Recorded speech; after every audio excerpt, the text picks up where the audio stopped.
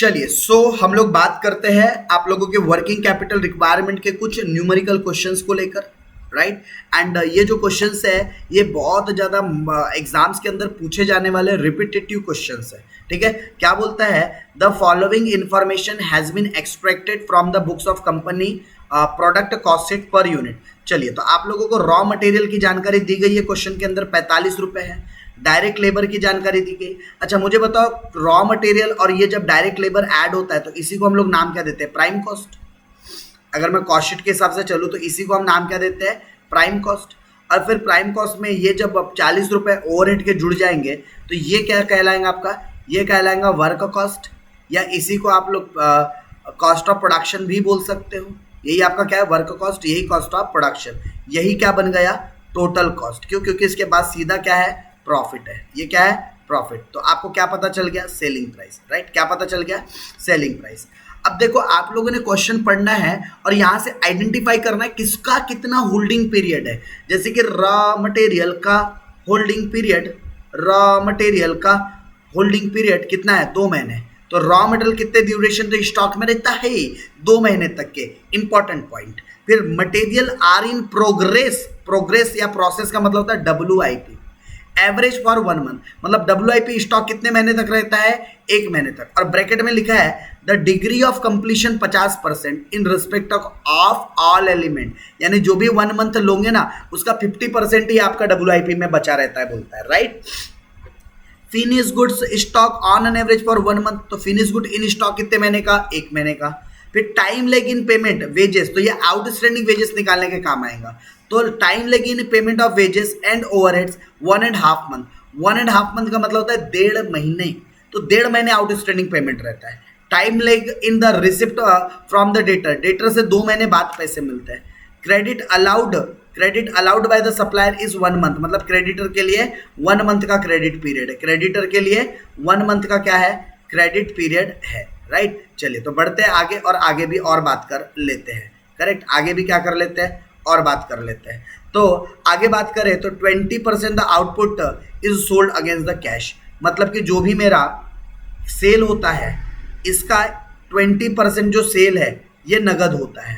अगर 20% कैश में होता है तो बचा हुआ 80% कैसे होता होगा, क्रेडिट में, ठीक है। काय में होता होगा, क्रेडिट। तो 120 का 80% 96 रुपीज़, तो आप चाहो तो डेटर को 96 रुपीज़ के हिसाब से भी वैल्यू कर सकते हो, या फिर आप टोटल कॉस्ट के बेसिस पे भी कर सकते हो। आई मीन टू से 105 रुपये के बेसिस पर भी आप क्या कर सकते हो, वैल्यू कर सकते हो। या तो क्रेडिट सेल के बेसिस पर वैल्यू करो या तो टोटल कॉस्ट के बेसिस पर करो, दोनों में से कोई एक आपको बेस यूज करना चाहिए। और आप जो भी बेस यूज करते हो ना एग्जाम में, उसके ऊपर एक नोट कोट कर देने का, नोट कोट कर देने का कि हमने ये बेस यूज किया हुआ है।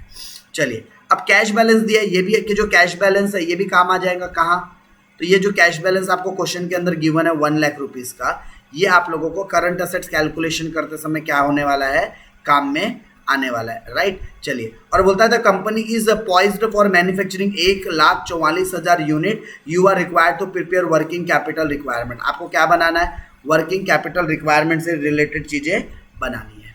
डन। चलो अब कैसे बनेगा, तो ये आप लोगों के सामने ऑलरेडी सॉल्यूशन करके रखा गया है, ठीक है। जैसे कि एक रॉ मटेरियल इन स्टॉक निकालना, तो कैसे निकालोगे, 1,44,000 यूनिट बनाने, कितने यूनिट बनाने, 1,44,000 यूनिट बनाने।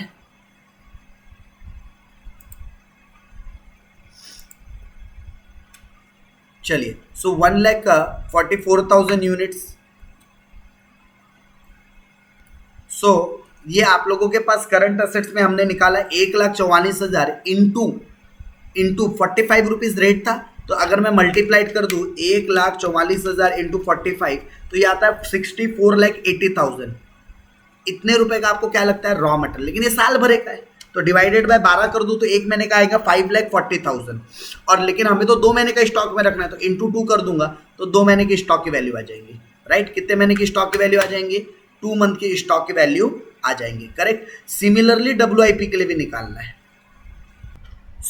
हम लोग बात करते हैं किसकी, इस पर्टिकुलर क्वेश्चन के सॉल्यूशन को लेकर, तो जो हम लोगों ने अभी प्रीवियस सेक्शन के अंदर या प्रीवियस जो हम लोगों ने कॉन्सेप्चुअल जो क्लास देखी थी, सेम वही डिस्कशन किया था कि WIP के अंदर हम लोग रॉ मटेरियल, वेजेस, ओवरहेड जो जो कॉस्ट लगते हैं सब इंडिविजुअल लेवल पर कैलकुलेट करेंगे। तो यहाँ पर रॉ मटेरियल की कॉस्ट साल भर की इतनी, तो एक महीने की कितनी, और 50% ही आप एलिमेंट क्या रखते हो, प्रोग्रेस में रखते हो। वेजेस साल भर का इतना, तो एक महीने का कितना और उसका 50%। ओवरहेड साल भरे का इतना, तो एक महीने का कितना और उसका 50%।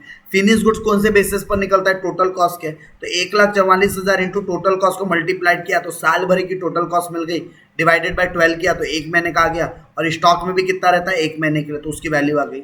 डेटर भी सेम टोटल कॉस्ट के बेसिस पर निकाल रहे हैं हम लोग, ठीक है, और 2 महीने तक होल्ड करता है लेकिन 80%। और कैश बैलेंस तो डायरेक्टली गिवन था, तो सारी करंट असेट्स की टोटल मार देंगे तो क्या आ जाएगा, ग्रॉस वर्किंग कैपिटल, राइट, क्या आ जाएगा, gross working capital.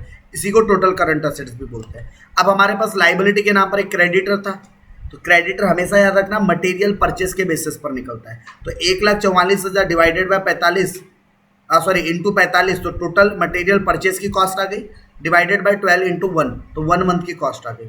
Same overhead की बात करूँ तो ओवरहेड 1.5 महीने के लिए लैग इन पेमेंट होता था, तो टोटल साल भरे के ओवरहेड की cost divided by 12 into 1.5 month. और जो आउटस्टैंडिंग वेजेस है साल भरे के लिए इतना, तो एक महीने का इतना, तो आपने को 1.5 महीने के लिए कितना, वो निकाल दिया हमने, करेक्ट। और हमारे पास टोटल करंट लाइबिलिटी आ गई, तो हमने वर्किंग कैपिटल रिक्वायरमेंट कैसे निकाला, टोटल करंट असेट से करंट लाइबिलिटी को माइनस किया तो यहाँ पर आ गया। देखो यहाँ पर आपने टोटल करंट असेट्स निकाला था, ये टोटल करंट लाइबिलिटी है, माइनस किया तो आपका वर्किंग कैपिटल रिक्वायरमेंट आ गया। डन।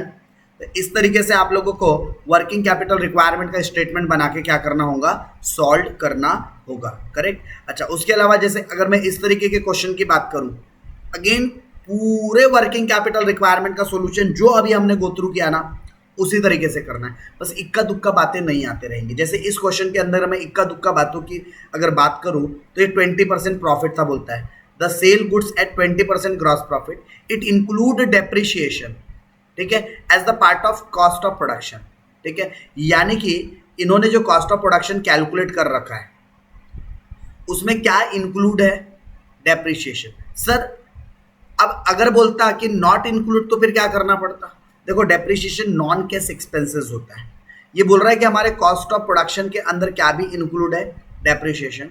आगे देखते हैं कौन से बेसिस पर कैलकुलेशन करने बोला है, कैश कॉस्ट बेसिस बोला है या क्या बोला है, तो आगे पढ़ते हैं। 12 महीने का ड्यूरेशन है और जो वर्किंग कैपिटल रिक्वायरमेंट निकालना है वो कैश कॉस्ट बेसिस पे निकालना है।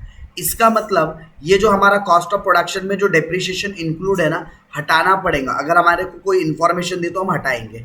अच्छा, 15% क्या है, सेफ्टी मार्जिन, तो जब आप नेट वर्किंग कैपिटल निकाल दोगे तो उसमें ये 15% क्या हो जाएगा, आपका ऐड हो जाएगा।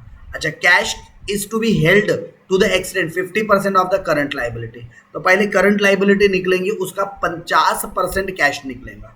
There will be no work in progress, अच्छी बात है, कोई WIP हाइच नहीं बोलता है, ठीक है, हाइच नहीं तो छोड़ देंगे। बोलता है टैक्स को इग्नोर करो, ठीक है, इग्नोर कर देंगे। टैक्स को क्या करो, बोलता है इग्नोर। और बोलता है finish goods are to be valued at manufacturing cost, ये बात को समझो, फिनिश गुड्स को कैसे वैल्यूड करना है, at manufacturing cost. Manufacturing cost का मतलब समझता है क्या, नहीं समझता तो समझो। मैन्युफैक्चरिंग कॉस्ट मतलब होता है मटेरियल प्लस लेबर, इन दोनों को ऐड करेंगे तो क्या आ जाएगा, इन दोनों को ऐड करने पर आ जाता है आप लोगों का, इन दोनों को जब हम ऐड करते हैं तो हमें क्या पता चल जाता है, प्राइम कॉस्ट, राइट, क्या पता चल जाता है, प्राइम कॉस्ट। और फिर उसके बाद हम लोग फैक्ट्री ओवरहेड को ऐड करते हैं तो पता चल जाता है मैन्युफैक्चरिंग कॉस्ट, राइट। अच्छा, अब यहाँ पर आपको बोलता है stock of raw material and finish goods are kept 1 month, मतलब आपको जो स्टॉक ऑफ रॉ मटेरियल निकालना है 1 मंथ के लिए निकालना है। तो ये देखो यहाँ पर हमने कैलकुलेशन कर रखा है। अभी 6,67,000 क्या है, तो ये मटेरियल की कॉस्ट है। सर कहाँ दिया हुआ है, ये मटेरियल कंज्यूम कितना था, 6,75,000 डिवाइडेड बाय 12 इंटू 1, तो आपको क्या पता चल गया, रॉ मटेरियल की कॉस्ट। तो ये रॉ मटेरियल इन स्टॉक कितना आ गया, 56,250। अच्छा, फिनिश गुड्स के लिए तो टोटल कॉस्ट चाहिए, आगे और बात करते हैं। वेजेस कितना दिया हुआ है ये, और उसके अलावा मैन्युफैक्चरिंग एक्सपेंसेस कितना दिया गया है, manufacturing expenses outstanding at the end of the year, cash expenses are paid 1 month earlier, तो ये 60,000 रुपए का मैन्युफैक्चरिंग है।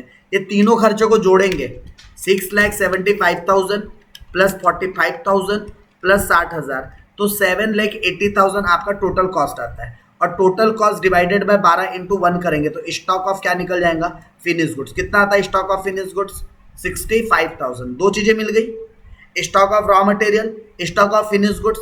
स्टॉक ऑफ WIP तो था ही नहीं, क्वेश्चन वाले ने पहले ही बोल दिया था।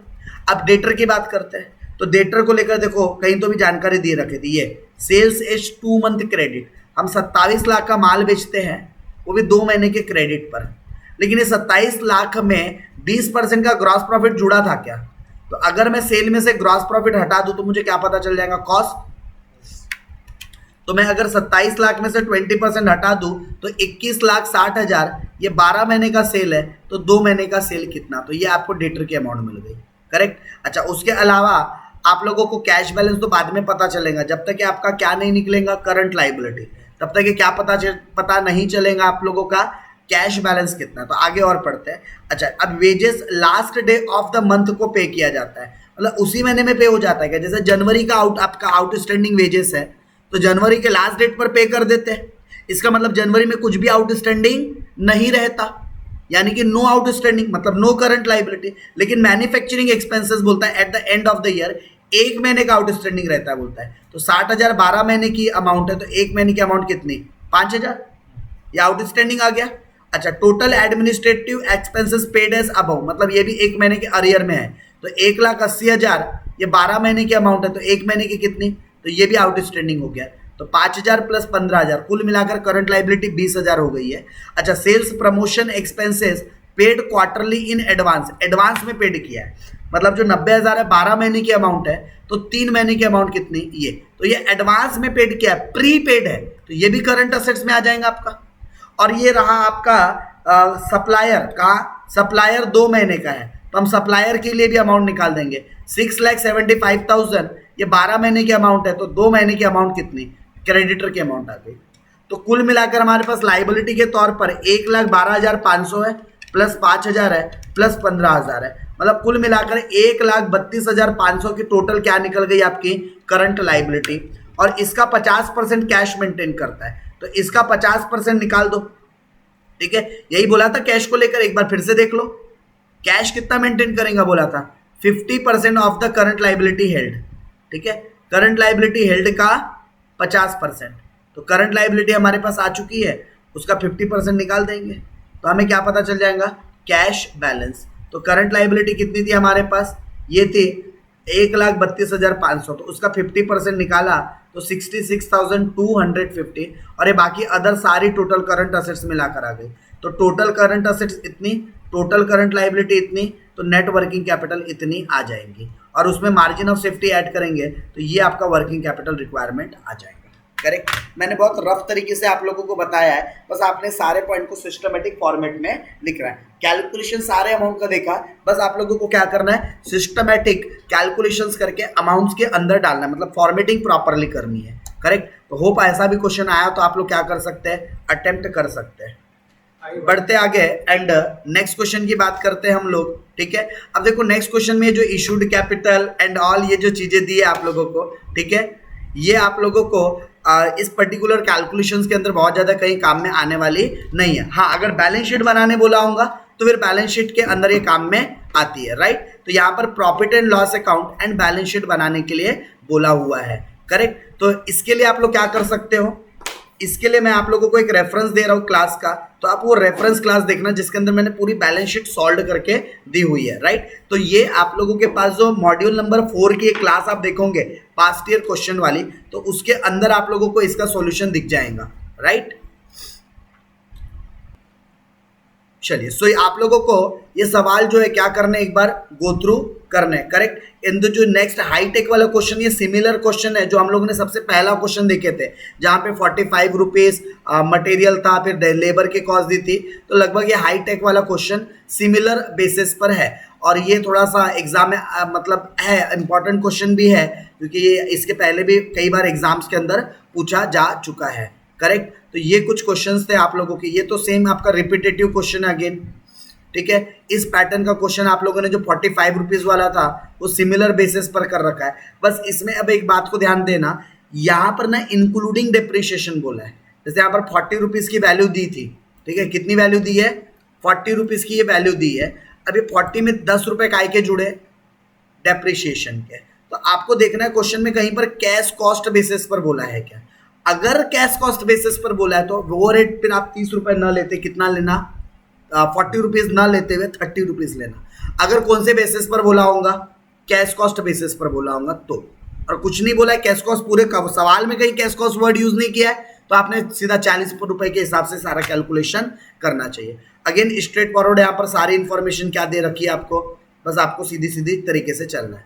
फिर से एक क्वेश्चन आया था जो कि बैलेंस शीट बेस्ड क्वेश्चन था, ठीक है। क्वेश्चन कैसा था आपका, बैलेंस शीट बेस्ड क्वेश्चन था। सो ये लास्ट क्वेश्चन था आप लोगों का, किससे रिलेटेड, ये आप लोगों का जो वर्किंग कैपिटल रिक्वायरमेंट है उससे रिलेटेड। बाकी यहाँ पर जो क्वेश्चंस आपको अगेन देखने को मिलेंगे ये रिपीटेटिव क्वेश्चंस है, जो आप लोगों को सिमिलर क्वेश्चन आप लोगों को आपके नोट्स के अंदर भी देखने को मिल जाते हैं, राइट। ये सेम क्वेश्चन आपको आपके नोट्स के अंदर भी देखने को मिल गया होगा, राइट। चलिए, सो यहाँ पर आप लोगों का हम लोग एंड करते हैं वर्किंग कैपिटल रिक्वायरमेंट का टॉपिक, और हमारे लास्ट मॉड्यूल की तरफ चलेंगे। और लास्ट मॉड्यूल है हमारा dividend policy and firm valuations को लेकर, राइट। तो चलिए यहाँ पर हम लोग क्लास को करते हैं एंड, और इसके बाद नेक्स्ट सेशन के अंदर बात करेंगे डिविडेंड पॉलिसी को लेकर।